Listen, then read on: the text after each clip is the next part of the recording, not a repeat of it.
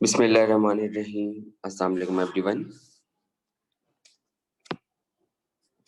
अगर आपने last class का काम नहीं देखा है तो काइंडली एक बार देख लें उसको।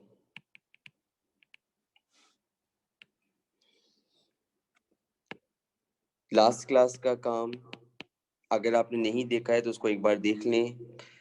A number of times I told you people, जब भी नेक्स्ट क्लास में आया करें तो पीछे का काम देख कर आया करें कि लास्ट क्लास में क्या काम हुआ था।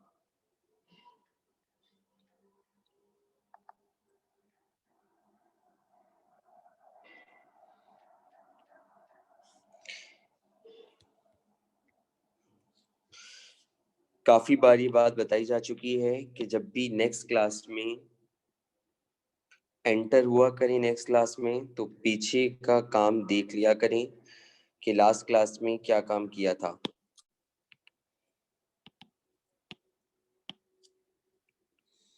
ये बात मैंने आपको बताई थी कि स्पीड टाइम ग्राफ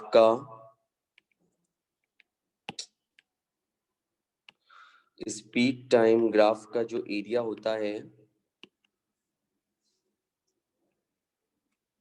वो डिस्टेंस को रिप्रेजेंट करता है।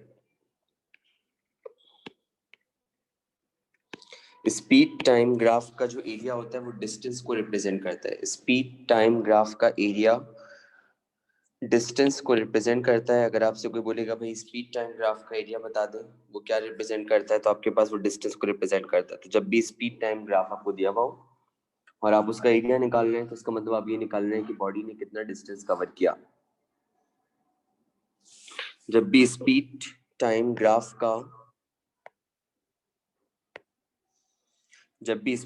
ग्राफ का आपको जो है वो ग्राफ दिया हुआ हो और आप उसका एरिया मालूम कर रहे हो तो वो आपके पास रिप्रेजेंट करेगा कि उस ऑब्जेक्ट ने कितना डिस्टेंस कवर किया है। ठीक है, कुछ बातें मैंने आपको बताई थी, वो बात मैं फिर बता रहा हूँ क्योंकि बहुत सारे लोग कुछ चीज़ों को मजाक लेते हैं। तो मैंने उनको पहले ही बताया हुआ कि हर चीज़ मजाक नहीं होती। एरिया ऑफ स्क्वायर और एरिया ऑफ रेक्टेंगल दोनों के दोनों बराबर होते हैं length into breadth. Area of square और एरिया ऑफ रेक्टेंगल दोनों के दोनों बराबर होते हैं लेंथ इनटू ब्रेथ। और एरिया ऑफ अ ट्राइंगल बराबर होता है हाफ बेस इनटू एल्टीट्यूड। ये फॉर्मूला उस वक्त अप्लाई कर दीजिएगा डायरेक्ट जहां पे इनिशियल वेलोसिटी 0 हो। ये फॉर्मूला उस वक्त अप्लाई कर दीजिएगा इनिशियल वेलोसिटी 0। अगर इनिशियल वेलोसिटी 0 नहीं होती फॉर एग्जांपल, तो फिर ट्राइंगल का जो एरिया निकलता है वो बराबर होता है VF plus VI upon 2 multiply by T। बस ये 3 बातें याद कर लें, आपका बहुत बहुत बहुत आपके ऊपर आसानी होगी। आप क्या समझ रहे हैं, आसान बोलूंगा? ऐसा मैं कभी भी नहीं बोलता। ठीक है, तो ये 3 बातें याद कर लें, आपके ऊपर बहुत बहुत बहुत आसानी होगी। एरिया ऑफ स्क्वायर और रेक्टेंगल बराबर है लेंथ इनटू ब्रेथ। जब भी लेंथ और ब्रेथ को मल्टीप्लाई करेंगे आपको मिलेगा एरिया ऑफ स्क्वायर या एरिया ऑफ रेक्टेंगल। ट्राइंगल का एरिया सिंपल, अगर आपके पास कोई एक वेलोसिटी भी 0 है, या तो VI 0 है या VF 0 है, तो सिंपल आपके पास ये फॉर्मूला लग जाएगा half base into altitude. Half base into altitude, half base into altitude, इससे आपके पास निकल जाएगा एरिया ऑफ अ ट्राइंगल। और अगर इनिशियल वेलोसिटी 0 नहीं है तो फिर एरिया ऑफ ट्राइंगल बराबर हो जाएगा VF plus VI upon 2 multiply by T। ठीक है, ये बात थी जो हमने यहाँ पे देखी। इन तीनों को एक बार फिर देख लें। बार बार एक चीज बोल रहा हूँ, जो चीज निकालने को आएगी वही निकालने को आएगा कि आपकी बॉडी कितना डिस्टेंस कवर कर रही है। जब बॉडी डिस्टेंस कवर करेगी तो आपने सबसे पहले ये जानना होगा कि वहां पे किस किस्म की फिगर बन रही है। जब बॉडी डिस्टेंस निकालने को आएगा तो आपने देखना होगा वहां पे किस किस्म की फिगर बन रही है। अगर स्क्वायर और रेक्टेंगल बन रहा है तो इस फॉर्मूले से एरिया निकलेगा। अगर ट्राइंगल बन रहा है तो इस फॉर्मूले से एरिया निकलेगा। अगर ट्राइंगल बन रहा है तो इस फॉर्मूले से एरिया निकलेगा। और ये बात मैंने आपको अभी अभी बता डाली, कहाँ पर आप इस फॉर्मूले को अप्लाई कर रहे होंगे, कहाँ पे आप नीचे वाले फॉर्मूले को अप्लाई कर रहे होंगे। ठीक है, with the passage of time आज जब मैं इसके आपको 4-5 न्यूमेरिकल करवाऊंगा, थोड़े से मुश्किल तो नहीं कहूँगा, थोड़े से मतलब कॉम्प्लिकेटेड, वो भी मुश्किल के टर्म में आ जाता है, मुझे पता है, लेकिन इंग्लिश में बोलने से परेशानी कम होती है, उर्दू में बोलने से परेशानी ज़्यादा होती है। ठीक है, तो आपके पास आपको उस चीज़ का आइडिया हो जाएगा।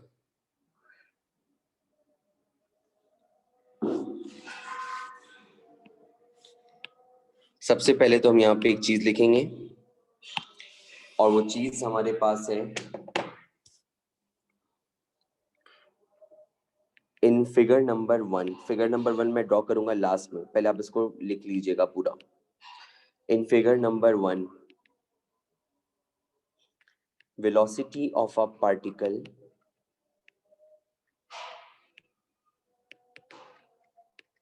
is plotted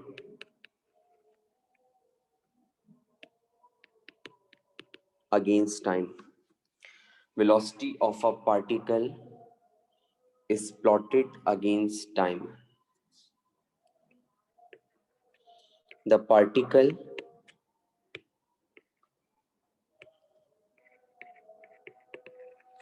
is moving with. The particle is moving with. Option A, constant velocity. Option B, constant acceleration. Option C, variable velocity. Option D, variable acceleration. इसको क्वेश्चन नंबर 1 का नाम दे दीजिएगा, देखिए साइड में 1 लिख रहा हूं। Question number 2, the distance covered by a particle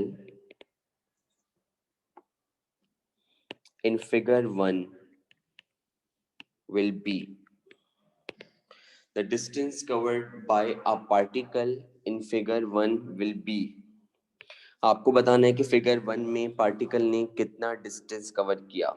option A 20 meters, option B 200 meters, option C 2 meters, option D 0.2 meters. Question number 3,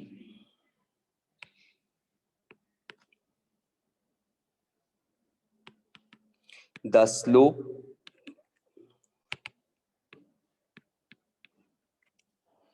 of the graph in figure number 1 is option A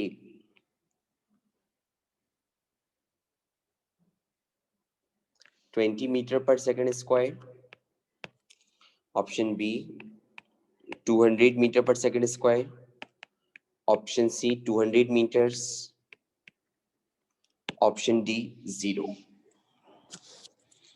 और अब हम बनाएंगे आपके सामने figure number 1।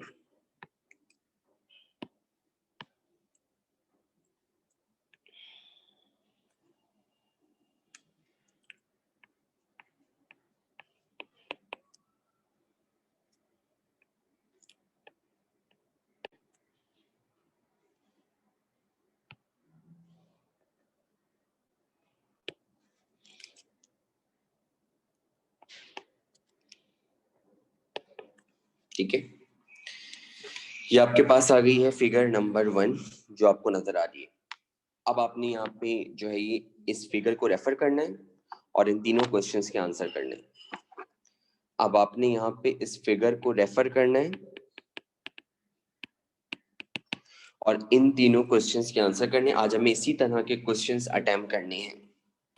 आज हमें इसी तरह के जो क्वेश्चंस हैं वो अटेम्प्ट करने हैं।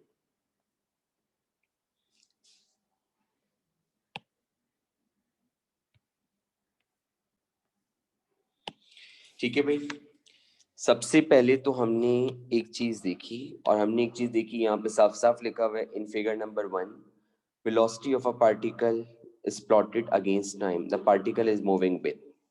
आप चेक कर सकते हैं कि आपके पास अगर मैं इसको लेबल कर दूं फॉर एग्जांपल कुछ भी 2, 4, 6, 8, 10 एक्सेट्रा एक्सेट्रा, तो आप देख सकते हैं टाइम है. This is time axis. जब 2 सेकंड हुआ तब भी वेलोसिटी 20 है, जब 4 सेकंड हुआ तब भी वेलोसिटी 20 है, जब 6 सेकंड हुआ तब भी वेलोसिटी 20 है, जब 8 सेकंड हुआ तब भी वेलोसिटी 20, जब 10 सेकंड हुआ तब भी वेलोसिटी इसकी 20 है. तो इसका मतलब ये है. जी अब्दुल समी कुछ कहना चाह रहे हैं बेटा?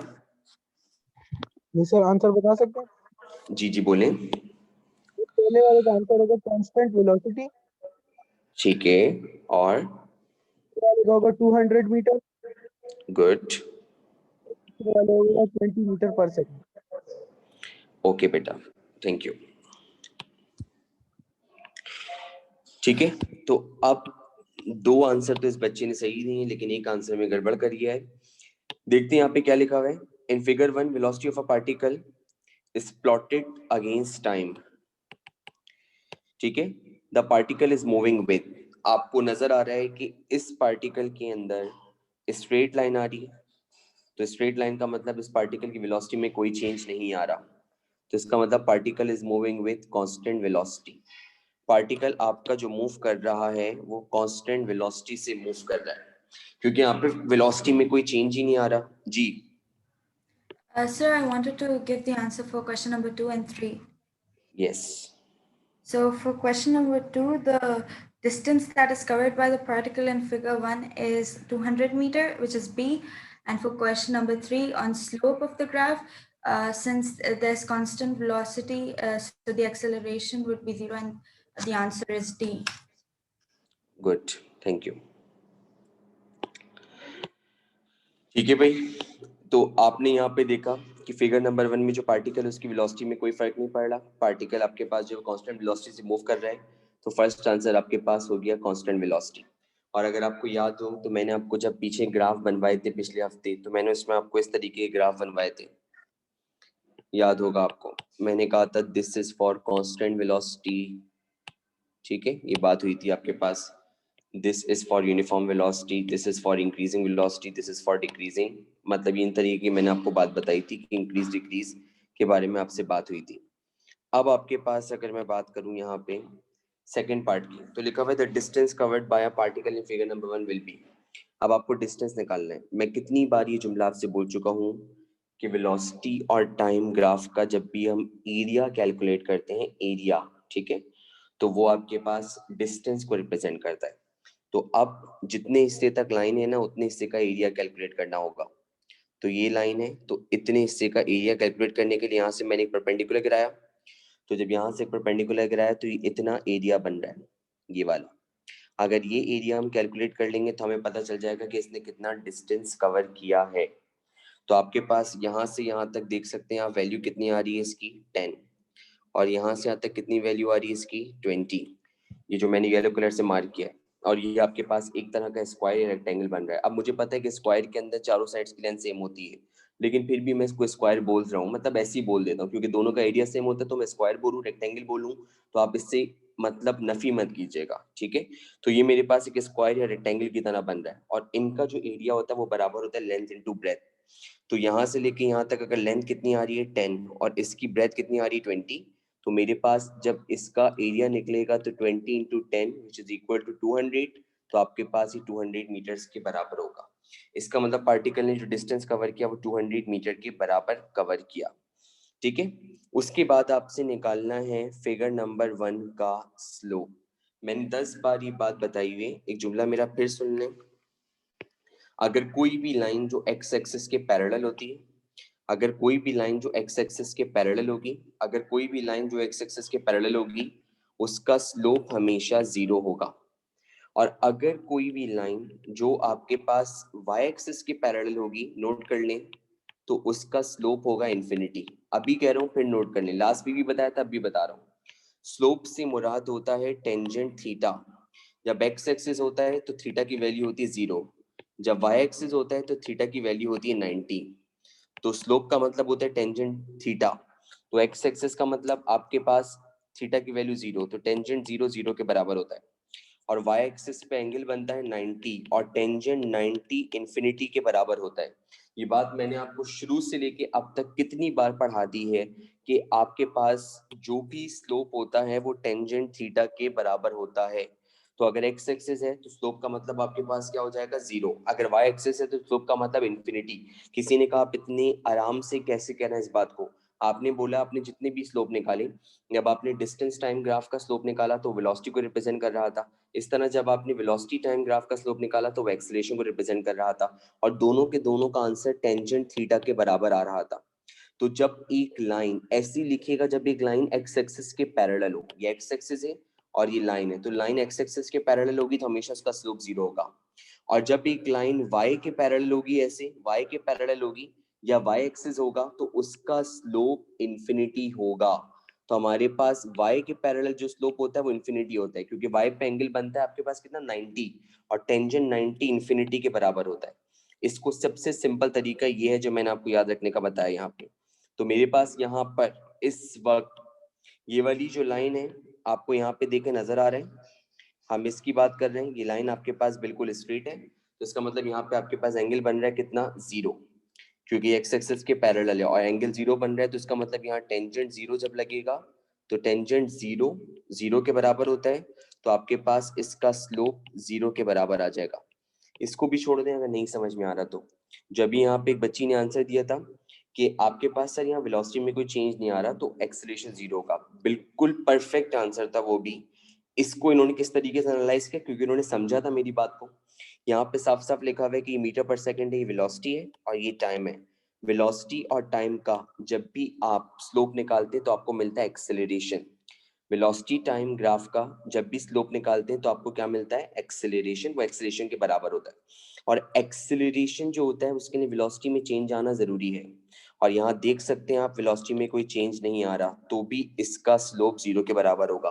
तो किसी तरह भी समझें, चाहे आप इस फॉर्मूले से समझें एक्सेलरेशन बराबर है V F minus V upon T, या आप इस कॉन्सेप्ट से समझें कि टेंजेंट थीटा 0 है तो स्लोप भी 0 होगा। दोनों को आपने एनालाइज करना है, दोनों चीजें आपके समझ में मुकम्मल आनी चाहिए। तो ये आपके पास बात हुई जिसको हमने देखा यहाँ पे फिगर नंबर 1 के लिए। अब इसी तरह का मैं एक दूसरा क्वेश्चन लिख रहा हूँ, उसको हम अटेम्प्ट करते हैं। प्रीवियस क्वेश्चंस नहीं पढ़ेंगे या प्रीवियस अगर मेरी सारी बातें आपने नहीं पढ़ी तो फिर मैं कुछ नहीं कह सकता कि आप लोग क्या कर रहे हैं और क्या नहीं कर रहे। ग्राफ बनाएंगे हम लोग एक और।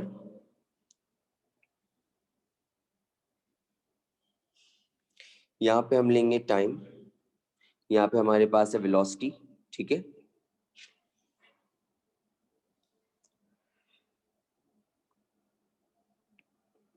वन टू थ्री फोर देख कर बनाइएगा, आगे पीछे ना हो। 1 2 3 4 5 10 15 5 10 15।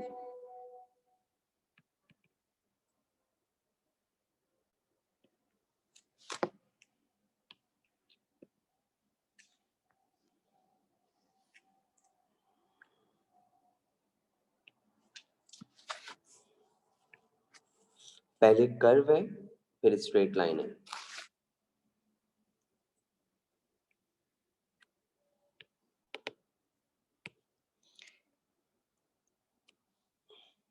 This is point A, this is point B, point C, point D. This is a velocity time graph, ठीक है। This is a velocity time graph. Point A origin पर है, point A जो है वो आपके पास ओरिजिन पर है, point A जो है वो आपके पास ओरिजिन पर है जो आपको नजर आ रहा है। पॉइंट A आपके पास जो है वो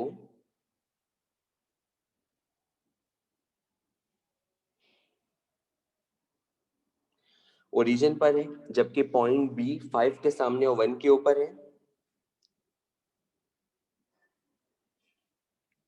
पॉइंट C 3 के ऊपर और 15 के सामने, और पॉइंट D आप कहीं पे ही मार्क कर सकते हैं, उसकी मुझे ऐसे जरूरत नहीं है।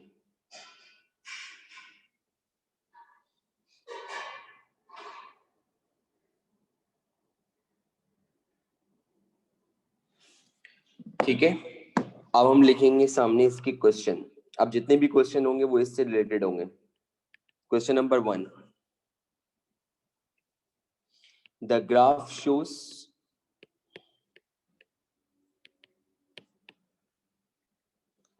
the speed of a car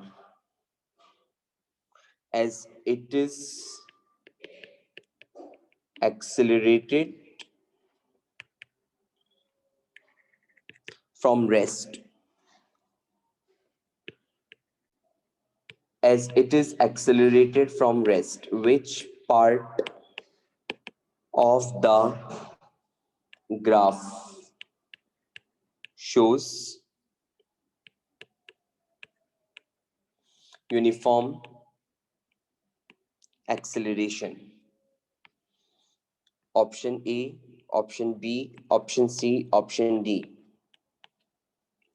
Option A is A to B, option B is B to C, option C is A to C, option D is C to D. Question number 2, what is the size of uniform acceleration?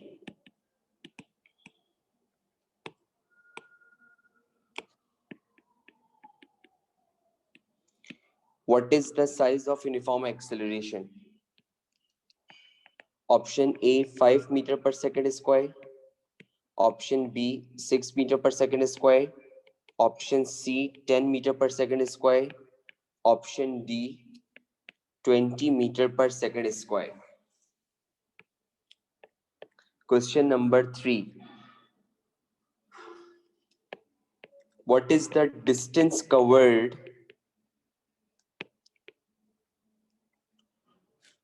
during uniform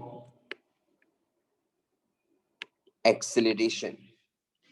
What is the distance covered during uniform acceleration? Option A 5 meter, option B 10 meter, option C 15 meter, option D 20 meters. जिनको आता है बेटा थोड़ा सा hold करिएगा, मैं चाहता हूं कि सारे बच्चे जो है ना वो मेरे क्वेश्चन को समझ लें, क्योंकि बहुत सारे बच्चे इन क्वेश्चंस को फर्स्ट टाइम अटेम्प्ट कर रहे हैं, तो मैं चाहता हूं कि उनको भी थॉरली क्वेश्चन समझ में आ जाए। आपके पास कुछ इस तरीके का क्वेश्चन है जो आपको ऐसे नजर आ रहे हैं, ठीक है। सबसे पहले आपसे एक चीज बोल रहे हैं, आपने अगर इसको बना लिया हो तो मुझे पता है जो आपने बना लिया होगा इसको, क्योंकि मैं बहुत ही स्लो लेके काम चल रहा हूँ ऑनलाइन में, क्योंकि इसमें बच्चे के साथ इंटरेक्शन नहीं होता, तो हर चीज को सामने रखना जरूरी होता है। तो आपके पास यहाँ पे क्वेश्चन नंबर 1 लिखा हुआ है, the graph shows the speed of a car as it is accelerated from rest. ये पहला पार्ट मुकम्मल। अब यहाँ से क्वेश्चन शुरू हो रहा है, which part of the graph shows uniform acceleration. 10 बार ये बात बताई जा चुकी है कि अगर ऐसा होता ग्राफ तो दैट इज जीरो एक्सेलरेशन, अगर स्ट्रेट लाइन होता है दैट इज यूनिफॉर्म एक्सेलरेशन, अगर ऐसा होता तो दैट इज इंक्रीजिंग एक्सेलरेशन, अगर ऐसा होता तो दैट इज डिक्रीजिंग एक्सेलरेशन। तो यूनिफॉर्म एक्सेलरेशन में हमेशा ग्राफ कैसे बनता है, स्ट्रेट लाइन। तो इसका मतलब यहाँ पर आपने चेक करना है कि स्ट्रेट लाइन कहाँ से कहाँ आ रही है, तो स्ट्रेट लाइन बी से लेके सी तक आ रही है, तो इसका मतलब option B is the correct answer. तो option B is the correct answer. This is a graph और this is a area which shows uniform acceleration, क्योंकि यूनिफॉर्म एक्सेलरेशन के लिए जो आपके पास लाइन है वो आपके पास स्ट्रेट आ रही है।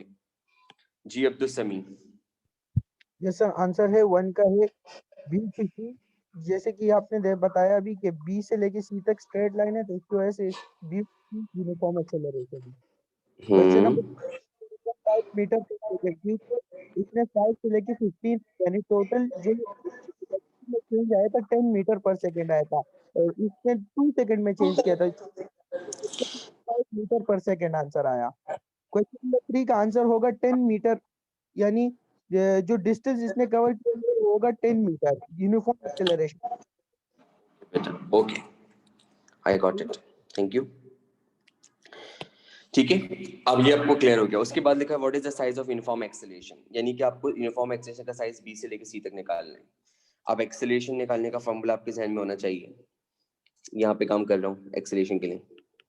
एक्सेलरेशन बराबर होता है V F minus V I upon T.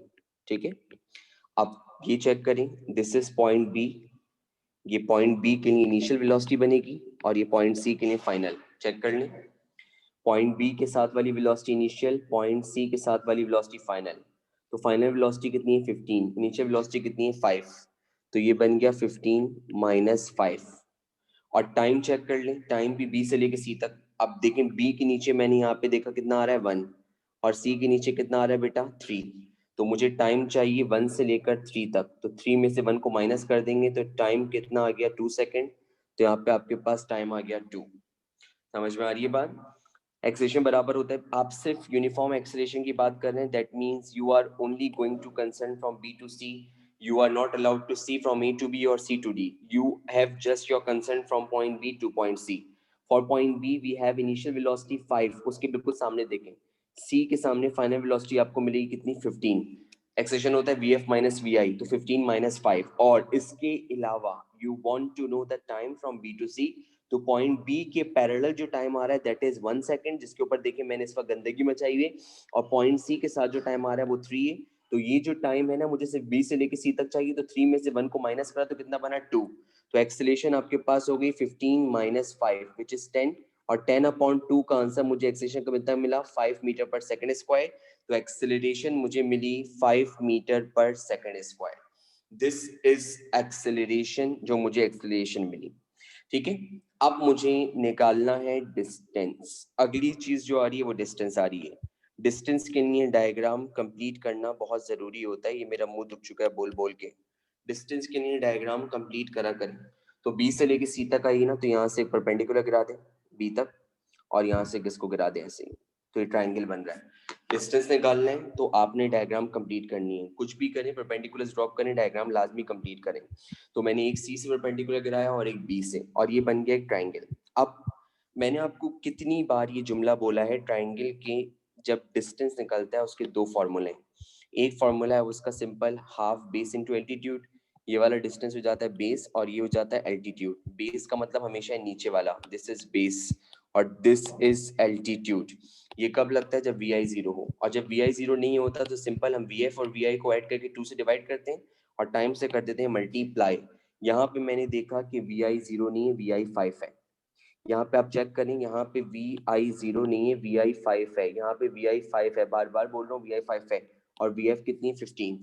तो इसका मतलब जब मैं इसका डिस्टेंस निकालूंगा तो फॉर्मूला बनेगा V F plus V I upon 2 multiply by T.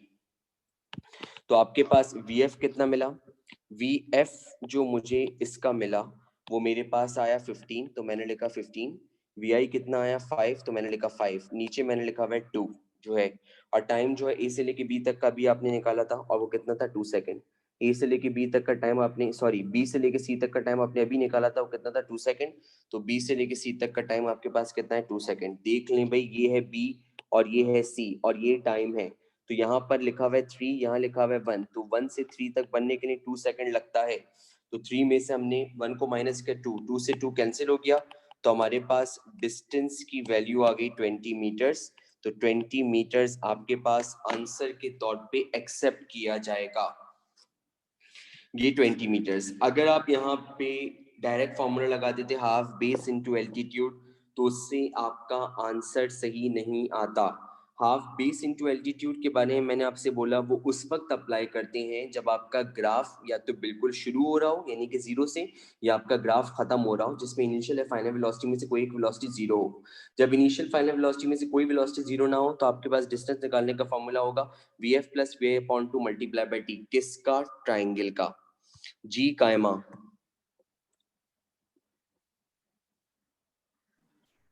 Sir yes बेटा बोलें। क्या हम ट्रेपेजियम का फॉर्मूला अप्लाई कर सकते हैं इधर? This is not trapezium. Sir है, लाइक पैरेलल साइड्स और एक हाइट है और बिल्कुल half कर, असल में बेटा ये यूनिफॉर्म नहीं है ना, ओके तो this is just half representing. अगर आप इसको आगे एक्सटेंड करोगे तो फिर यूनिफॉर्म बनेगा। Okay, thank you sir. You welcome. ठीक है, ये बात हुई जिसको आपने देखा। इस तरीके से आपने क्वेश्चन सॉल्व करने हैं। अब मैं आपको इसके और क्वेश्चंस की जानिब लेके चलता हूँ। थोड़े से मुश्किल होंगे, थोड़े से आसान होंगे, लेकिन होंगे जरूर। अब आपके पास हम जिस क्वेश्चन के ऊपर आते हैं, वो क्वेश्चन आपके पास लिखा हुआ है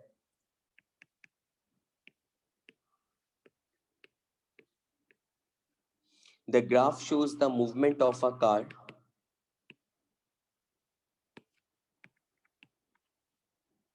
over a period of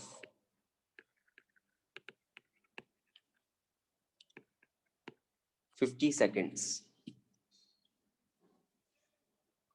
What was the distance covered by a car during the time when it was moving with steady speed? What was the distance covered by a car during the time when it was moving with steady speed? मैं चाहूंगा कि maximum बच्चे मुझे इसका answer बताएं। Maximum बच्चे मुझे इसका आंसर बताएं। और अगर आपने मुझे इसका भी आंसर नहीं बताया मेरे इतना पढ़ाने के बावजूद, तो that will lead to disappointment.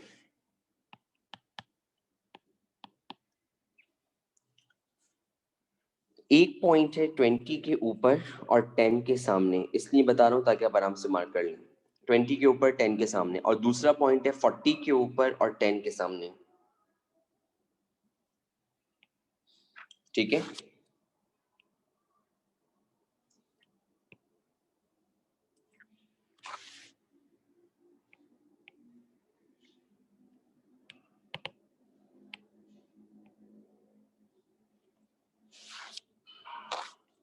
Obviously बात है कि this is metre per second and this is second. गौर से मेरा जुमला पढ़िएगा, जुमले में लिखा हुआ है आपने सिर्फ वो डिस्टेंस निकालना है जो ऑब्जेक्ट ने स्टेडी स्पीड में कवर किया है। स्टेडी स्पीड का मतलब when speed is kept constant. Steady speed का मतलब जब उसकी स्पीड कांस्टेंट हो। कांस्टेंट स्पीड का डिस्टेंस निकालना है आपने कि जब उसकी स्पीड कांस्टेंट हो। सालिम बेटा मैं आपसे अभी पूछता हूँ, बस 2 मिनट वेट करें। बाकी बच्चों से मैं चाहता हूँ वो लोग इधर इसको परफॉर्म कर लें। जिनका होता जाए अपने हाथ रेस करते जाएं, because this question is very easy. Steady speed से मुराद आपने वो डिस्टेंस निकालना है जो ऑब्जेक्ट ने कांस्टेंट स्पीड पे कवर किया। कांस्टेंट स्पीड देके कहां से लेके कहां तक है और उसका डिस्टेंस निकालने। बस कांस्टेंट स्पीड देके कहां से लेके कहां तक है और उसका डिस्टेंस निकालने। मुझे ये समझ में नहीं आ रहा, ये इतने सारे बच्चे हैं, इतना आसान है। जब मैं निकलवाऊंगा तो फायदा थोड़ी मेरे निकलवाने का, आप भी तो खुद निकालें। It's quite easy. डिस्टेंस निकालने के लिए डायग्राम कंप्लीट करते हैं। पहले कांस्टेंट स्पीड के लिए डायग्राम कंप्लीट करें और फिर आराम से निकल आएगा। कांस्टेंट स्पीड के लिए डायग्राम कंप्लीट करें और फिर आराम से निकल आएगा। सिर्फ ये जो 7 बच्चों ने हाथ उठाए ना, अगर ये 59 में से 7 बच्चे हाथ उठा रहे हैं तो इसका मतलब मेरा पढ़ाना बेकार है और आपका बात को मेरी सुनना फजूल है। बाकी बच्चे हाथ क्यों नहीं उठा रहे यहाँ पे? ये तनीशा का हाथ क्यों नहीं उठा अभी तक? दुआ फातिमा क्यों नहीं उठा हाथ अभी तक? इसके अलावा यहाँ पर मनाहिल अली का हाथ क्यों नहीं उठ रही है? और यहाँ पे मोहम्मद अली यासीन भी जवाब नहीं देते। आप रिदाया अब्रू सानिया का हाथ नहीं उठ रहा भाई। जरताशिया का हाथ क्यों रेज नहीं हो रहा है अभी तक?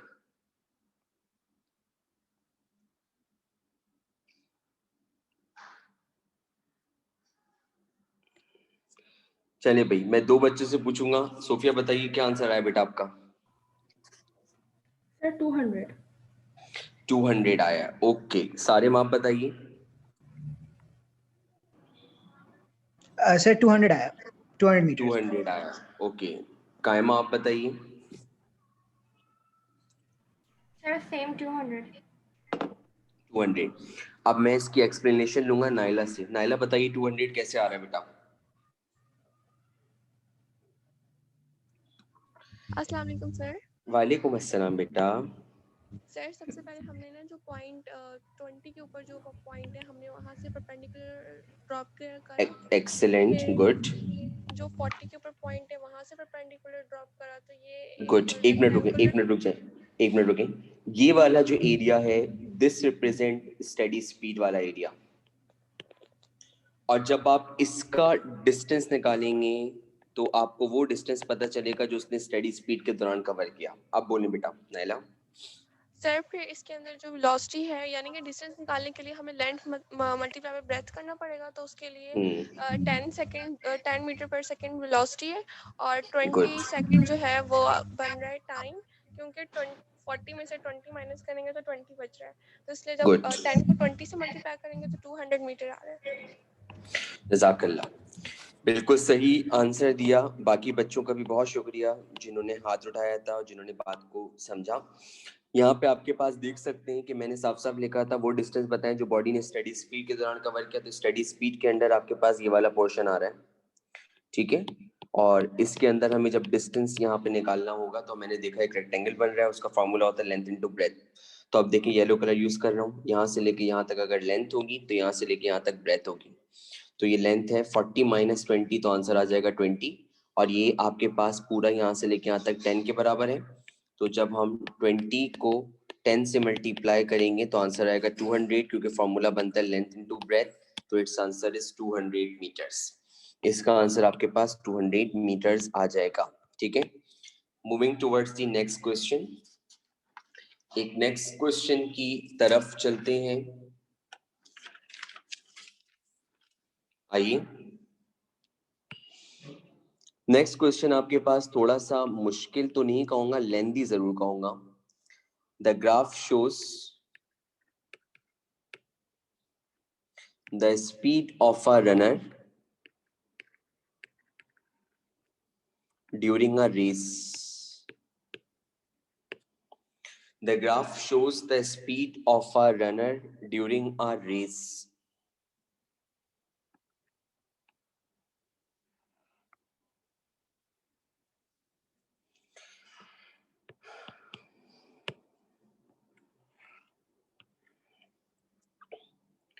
Zero, 2, 4, 6, 8, 10, 12, 14, 16, 18. 2, 4, 6, 8, 10, 12, 14, 16, 18. 5, 10. This is in meter per second and this is in second. तो स्पीड टाइम ग्राफ हो गया, ठीक है. पहला पॉइंट है 4 के ऊपर और 5 के सामने. पहला पॉइंट है 4 के ऊपर 5 के सामने. दूसरा पॉइंट है 14 के ऊपर और 5 के सामने. 14 के ऊपर और 5 के सामने. 4 के ऊपर 5 के सामने, 14 के ऊपर 5 के सामने. पहले इनको लेकर डायग्राम बना लेते हैं.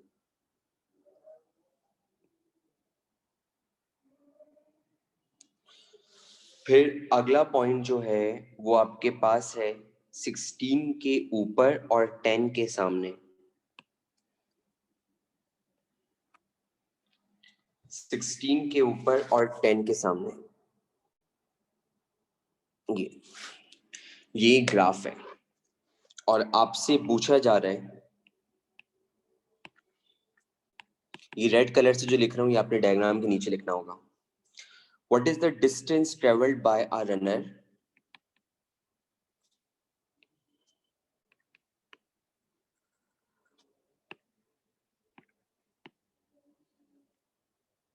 during race? What is the distance traveled by a runner during race? Option A 50 meters, option B 65 meters, option C 75 meters, option D 90 meters. Option A 50 metres, option B 65 metres, option C 75 metres, option D 90 metres. यानी कि आपको ये पूरा runner का distance है और आपको ये निकालना है किसने टोटल डिस्टेंस कितना कवर किया। अब देखिए टोटल डिस्टेंस निकालना है ना, तो इसको मार्क कर लें। पहले ए से लेके बी तक निकालें, फिर बी से लेके सी तक और फिर सी से लेके डी तक। और जब तीन डिस्टेंस आ जाएंगे इनको आपस में ऐड कर लें। पहले ए से लेकर बी, फिर बी से लेकर सी और फिर सी से लेकर डी। पहले ए से बी, फिर बी से सी और फिर सी से डी। ए से बी, बी से सी और सी से डी, क्योंकि टोटल डिस्टेंस निकालना है। क्योंकि ये जब रेस लगाई जाती है तो लोग भागते हैं, तो हमें बताना है कि उन्होंने भागने के दौरान कितना डिस्टेंस कवर किया। तो आपके पास टोटल 3 डिस्टेंसेस हैं जिनको हम निकालना चाहेंगे। जी बेटा। सर आंसर करना था। आप एक क्वेश्चन बोलिए। एक्सप्लेन करके बाद में आंसर करूं या अभी? आज का आप बोलिए, आंसर सी, आंसर सी है सी है। 75। बिल्कुल सही आंसर बोला आपने। ठीक है, इस क्वेश्चन को करने के बहुत सारे तरीके हैं। ठीक है, आपके पास इस क्वेश्चन को करने के जो मैंने कहा बहुत सारे तरीके हैं। अब आप कौन सा तरीका अडॉप्ट करने जा रहे हैं इससे मुझे कोई फर्क नहीं पड़ता। मैं वो तरीका अडॉप्ट करवाता हूँ जिससे बच्चे को आसानी हो। ठीक है, और ऐसे क्वेश्चन एग्जाम में अगर 40 होते हैं फिजिक्स में, तो 40 में से कोई एक ही क्वेश्चन आएगा। अब उसके लिए मैं बहुत सारे क्वेश्चंस जो है ना वो बच्चे को मतलब के फॉर्मूले नहीं रटवाऊंगा कि भाई इसका भी फॉर्मूला याद कर लें, इसका भी फॉर्मूला याद कर लें, इसका भी फॉर्मूला याद कर लें, इसका भी फॉर्मूला याद कर लें। तो मैं उनको सिर्फ ये 3 फॉर्मूले रटवाता हूँ और मैं उनसे कहता हूँ भाई अगर आप यही याद कर लेना तो आपके लिए बहुत आसानी होगी। इसी तरह कराता हूँ। ट्रेपेजियम का फॉर्मूला भी हमारे पास है, लेकिन ट्रेपेजियम का फॉर्मूला हर जगह पे ऊपर अप्लाई नहीं होता, तो इसलिए मैं ट्रेपेजियम का फॉर्मूला कभी भी आपके पास जो अप्लाई नहीं करवा रहा होता। आप दोनों तरह होल्ड करें बेटा, मैं दोनों के पास आता हूँ, बस थोड़ा सा वेट कर लें, मैं इस क्वेश्चन को जरा एक्सप्लेन कर दूं। सबसे पहले आपसे बोलना है the graph shows the speed of a runner during a race. ठीक है, और आपको बताना है कि इसने कितना जो है वो डिस्टेंस कवर किया।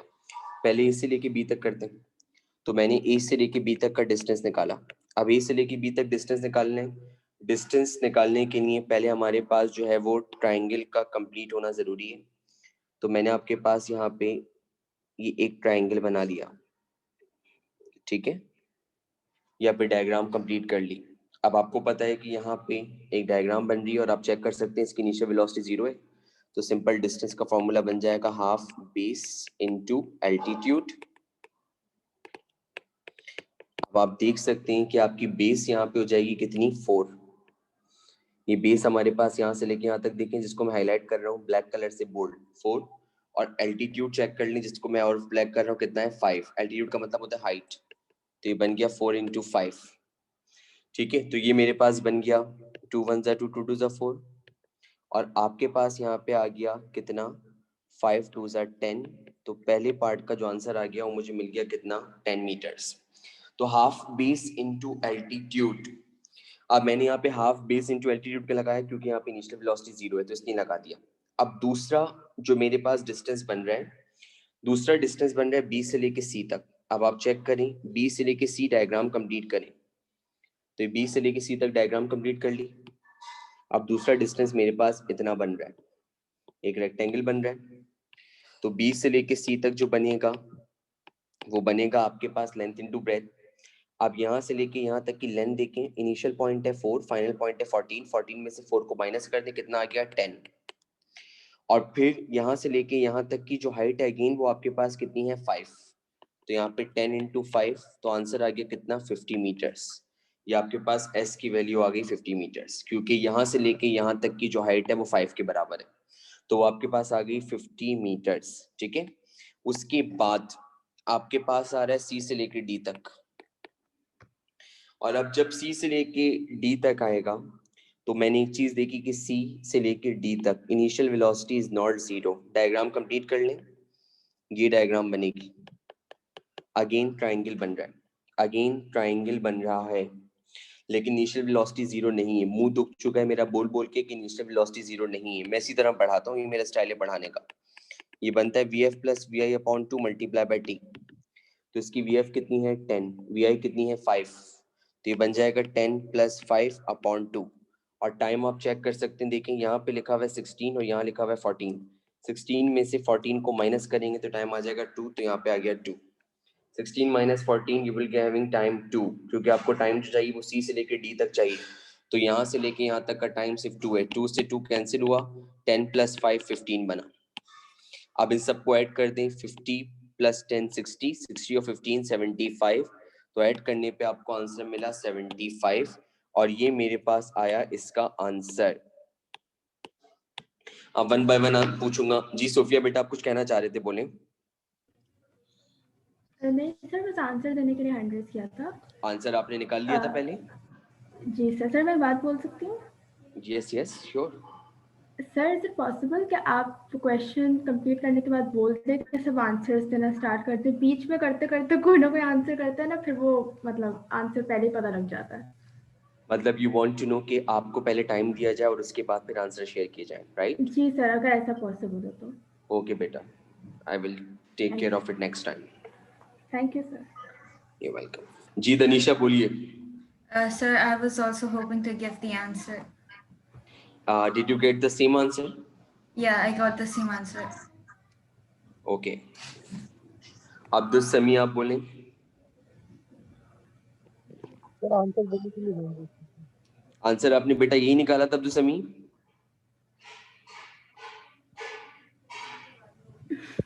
अब्दुल समी आंसर आया था बेटा 75।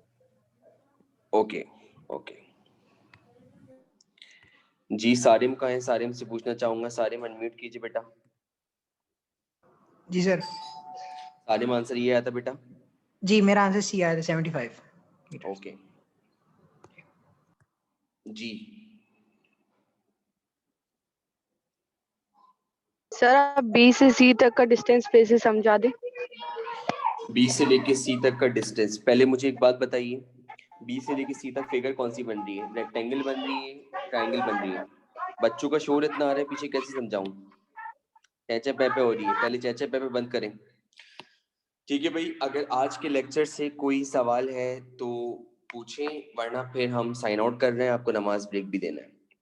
If you want to ask a question then you can. Next class में मैं कोशिश करूंगा इस तरह की प्रॉब्लम्स मैं और करूं, और फिर मैं आपको इसकी वर्कशीट दे दूंगा जिसमें नंबर ऑफ क्वेश्चंस आपके पास होंगे, तो फिर आप उसको सॉल्व कर लीजिएगा। जी नबिहा बोलें। अस्सलाम वालेकुम सर। वालेकुम सलाम बेटा। कि इनिशियल वेलोसिटी और फाइनल वेलोसिटी में से कोई अगर एक भी जीरो होगा तो फिर हम वो base into altitude half. Yes yes yes. Okay sir, thank you so much. You welcome. ठीक है बेटा, तो इंशाल्लाह ताला मुलाकात होगी आपसे नेक्स्ट क्लास में। Thank you very much. Allah Hafiz.